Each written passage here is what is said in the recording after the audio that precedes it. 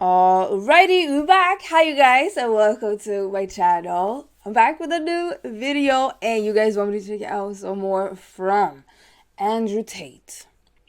Oh my god, so much going on around him, especially right now. And this video is called, we're gonna check out though, Andrew Tate inspiring Piers Morgan for 10 minutes straight. From what I remember, they didn't get along too well.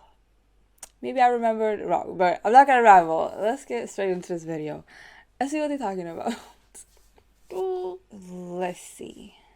Genghis Khan had endless women and 200 children as a reward for conquest. He tweeted, "I'm the most searched man on the planet. I've conquered Earth. I'm the highest status male on the planet. Females do not expect loyalty." You gotta take it with a little bit of sarcasm. Like when people take him literal, it's just funny.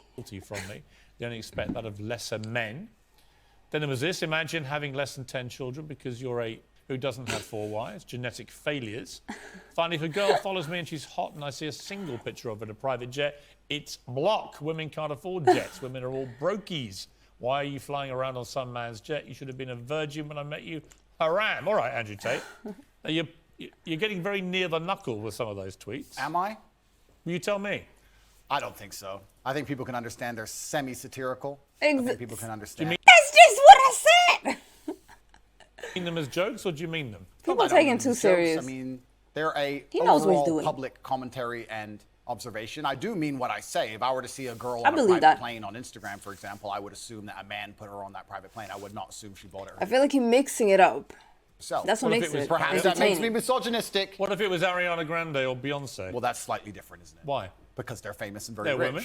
Yeah, of course, and they're famous and very rich. But So if there are I, lots of women if I you saw, wouldn't think that if you actually saw them on a if I private saw, plane. well, if I saw a 19-year-old girl from Moldova where the average wage is $200 a month and she was on a private jet, I would assume that with the balance of probabilities, considering I'm an adult, it's very likely because of her beauty, a man has put her on that private plane. Yes, if that makes me misogynistic instead of just perspicacious enough to understand how the world works, so be it. I'm a realist. Should you be such a generalist about these things? Well, you have to be a generalist when you're looking for in the balance of probabilities and trying to find balance in the world. You have to be a generalist. In general, if I stroke a lion, it's going to bite my hand. In general, there might be a nice one, but I don't want to find out. So that's how the world works. You've praised the Taliban in the past. Would you do so again tonight? The world is not black and white. The world is gray. It's very difficult to sit and make black and white assumptions about anything. To sit and say that the Taliban are completely and utterly evil and we're completely and utterly good, as you just discussed. But people with the moral take high ground. his arguments that he mixed with sarcasm, like, as either you agree everything with him or not. I believe that the Taliban bring law and definitely a order. middle ground. It may not be the law and order we like, but it's a form of law and order, and humans usually gravitate What about their towards... treatment of women? I mean, only tonight, only tonight they have banned any women from going to university. Fantastic. Let's get the feminists to go and teach them a lesson. The feminists are so tough, and they stand up and say they can do anything a man can do. Let's arm them up and send them to Afghanistan. I'm sure they'll fix it. You just literally spent an impassioned first segment comparing the way, for example, Dubai handles law and order Correct. to this country. Correct. So you do express views about different laws. Absolutely. Both places. So when I put to you a law that basically bans women from being educated, it's not. Why is it a problem for you to say, you know what, it's wrong? They're both places I've resided in, Dubai and London, so I have personal experience. I can give my personal opinion, but like I said, it has absolutely nothing And he to do gives with his me. opinion, as a man, who can do whatever he wants. The Taliban decide to do inside of Afghanistan, and if they decide that's the most prudent way to run their society, then we have 2 choices. We can either go over there and start another war that we shouldn't be involved in and waste a bunch of life, or we can sit and say it's up to them, they should govern themselves, they're people, we're no better than them, and they've decided to live their lives a particular way, and that's how they're going to live it. Like I said, if feminists are very upset and they're very disgusted by the fact that in Afghanistan women cannot go to school, I've been told repeatedly by feminists that they're just as capable as men in all realms, and I expect them to arm themselves and fly over to Afghanistan. I mean, he's and talking fix about Western women, and then the Taliban. Like, you gotta listen to the women that are there, but they don't have a voice. Feminism is defended by men.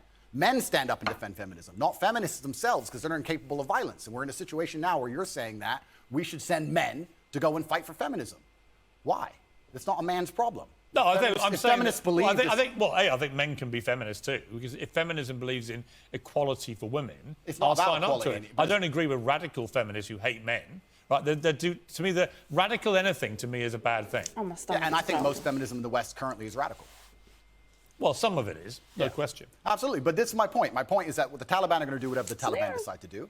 If I'm going to fly over to another country, I will respect their laws and customs. It's not my job to come along and tell other people how to live. I don't believe I have a moral high ground in that degree. Yeah, and it comes both if ways. people are genuinely upset and disgusted by it, the bottom line in most disagreements on the earth is violence. People who feel like they should go and fix it, then fix it with violence, then it can be the feminists who feel so outraged by it. But it's funny, they don't comment on these subjects, feminists. They seem to instead attack the Western male for some reason.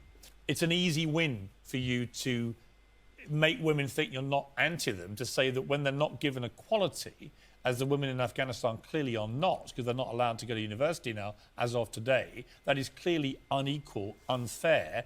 We should all be able to agree that that is wrong. Well, certainly as a realist. Even you, tough guy Andrew It's Tate. not tough guy. I am a professional. As a professional, I can state that yes, it is not equal. Yes, it is not fair. That is obvious for anybody. I'm not saying those things are not true. What I'm saying is it's nothing to do with me. Right, okay, but you made a concession you think is wrong. Is wrong then. I said it's unequal and it's unfair. Yeah, so wrong. Well, perhaps. Force yourself, Andrew. No, perhaps it's wrong under certain moral guidelines, but under the moral guidelines which are currently in charge of the jurisdiction of Afghanistan, they don't believe it's wrong. It's nothing to do with me. Well, I'm not going to sit here and tell other countries how to run their laws. I'm going to Yeah, live I in would say I societies- disagree with one thing. Even if it's totally horrific and bad what we think, Piers Morgan, when he said we all should agree that that is wrong, you cannot really say that because for some people it's not. Like, even if it's morally that we think that it's horrible, like, do you guys understand what I'm saying? which with All right, laws I'll I take this. respect. You know what? I'll take unfair and unequal. Sure. Where is the line for you between masculinity, which I will always defend, and which I agree with? I think a lot of women like men to be masculine, and what has become known as toxic masculinity. And the reason I ask you is that you are engaged in that debate with men all the time. Where is the line for you where men shouldn't cross? There's no such thing as too much masculinity if it's genuinely masculine. Genuine masculinity is not out here to hurt people. It's absolutely the opposite. It's out here to protect. And when bad things happen, they call traditionally masculine men. If you need a firefighter, you need a masculine man. When you call the police because of the problem you have, you want masculine men. And as soon as a woman or a man is in trouble, when you look for backup, you look for masculine men. And masculine men have a duty to provide and protect those they care about. We have a duty to do things we don't feel like doing because we know we're supposed to do them. And that's why we stayed in the Titanic and died. Those were masculine men. Where did you 3 minutes prior to this point in the video. where did you get your views about this from? This is what I grew up with. It's the family I grew up around. And Your father, your mother? Yeah, both? and the world I lived in. And I think a lot of the things I'm saying now about masculinity and how people should act in the world, how the world should function, were considered completely normal and accepted by everybody only 20 years ago. I think the world's just lost its mind. For me to stand up and say a man should protect a woman now gets to be called a misogynist and canceled. If I said that 10 years ago, everyone would say, duh. And what's funny is, everyone who argues against me and says men shouldn't protect women, especially all the feminists, if they were with their boyfriend and a man broke into their house, guess who they'd expect to go downstairs? Who do you think? Think they go themselves? Are they going to Afghanistan? No, we send men to do these things. So Well, all we this send garbage. we send women in the armed forces too. You have to generalize when you make points. There are many, many courageous Exceptions, people. women in exceptions the do armed not forces. disprove the rule. Exceptions do not disprove the rules. Men do the fighting. What do you Right say- now in Ukraine, men cannot leave. Women are allowed to leave because men have to fight in the front line and women are allowed to go to Dubai. That is how it is. What do you say to young men who come to you for advice, who feel lost, who don't really know where they fit into society? I say that life as a man is exceptionally difficult. I say the most beautiful and the most terrifying thing about being a man is you're born without value. Society doesn't care about you. You're only going to be cared about based on how useful you are. You have the chance to build yourself up and become a superhero if you're prepared to do the hard work and be indefatigable enough to never quit. But if you're going to stand around and wait for a handout, nobody's going to ever respect you. And I think that a lot of people have forgotten about how difficult and how competitive it is as a man. We're always in constant competition with each other. And it's your duty as a man to stand up and say, I want to be as important and strong and good-hearted and God-fearing as possible. And I need to work hard to achieve those things. Dame Sheila Hancock says we've become too over-emotional as a society, crying too much about everything. Has she got a point? She's completely right. And the dangerous thing about overly emotional men is that they're dangerous. They're genuinely dangerous. This is what's crazy. All these people who talk about toxic masculinity and how bad it is for men to be traditionally masculine. A traditionally masculine man does things he doesn't feel like doing because it is his duty to do them. He charges into the building because it is his duty. Not because he feels like it, because it is his duty. We're now teaching the new generation of men that they don't have duty and they can just act on their feelings and act how they feel and they don't have to act as a man should. Do you know what happens when you get men who just act how they feel? you get school shooters, you get violence, you get rapists. Men who do not control their emotions are dangerous. If you find a man who is stoic, he's not going to hurt people. He's going to sit and think about his actions very carefully, and he's going to be a good man who protects and provides for his family. You find a man who just acts out on impulse and does whatever he feels like, you're going to find a dangerous man. Sitting here telling men to cry more and act with their feelings and it's okay to feel this way, that way, etc., and have no self-control. That is why we have the problems we have in the world. Absolutely and utterly wrong. So when they talk about toxic masculinity, they have it completely inversed on its head, completely and utterly wrong. We need to be teaching stoicism. We need to be teaching young men to understand that the world is very, very difficult. It's hard to be a man. You're going to feel bad sometimes. You need to suck it up and perform anyway. Not to sit there and cry your eyes out or blame other people. Tough or being a cop woman out. too in modern society. It's certainly tough being a woman, but I'm not a woman, so why would I speak on issues I do not understand? I'm a man. You can feel an But empathy he be for speaking women. a lot about women, though. Certainly, From but a I do man. not understand their issues. Actually, I will do it now. Okay, good. Check.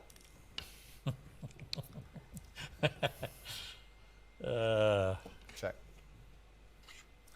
Check. Check. I need to buy some time. Don't say that. How long have I got? 1 minute 12. Believe in yourself. I never ever give up. Believe in yourself. I do believe in myself, thank you. Self-belief is important. I do believe in myself, but this has not gone well. You're quite good at chess, I'll give you that. Well, in the chessboard of life, I've done pretty good. Mate in 2, Piers. Yeah, you can have that. Doesn't matter. It's mate in 2. Check. Mate. Good. Good game, sir. Well played. Thank you. Tate, I'll give you something. That was honest You're good at frustration. chess. Thank you. You have to be, you just beat me. What has chess taught you about life, quickly? Chess absolutely reflects life, and even I say this like now in my chess. business meetings with my team. A lot of the problem in the world today, especially with teams and businesses, etc., everyone wants to be the king. But if you want to have a team, if you want to have a side that wins, if you want to win a game of chess, everybody has to know their role and do their role effectively. There can be a king and a rook and a pawn and a bishop and a knight, and everyone does everything correctly. And when that happens, you have a very formidable board, and you're hard to beat. And chess reflects life absolutely. It's something I do every single day. They usually, come up with clips that can be the most dramatic and extreme, and then people don't understand his sarcasm and jokes mixed with things that I feel like he genuinely believes in and thinks, sharing his opinion, but he making it in an entertaining way and spicing it up in his own way, and it's working. But anyways, I hope you guys enjoyed this video. Leave a like, opinion down below. I need to eat something because my stomach keeps growling. But yeah, hopefully I'll see you guys in another video. Like, comment, subscribe, all that good stuff.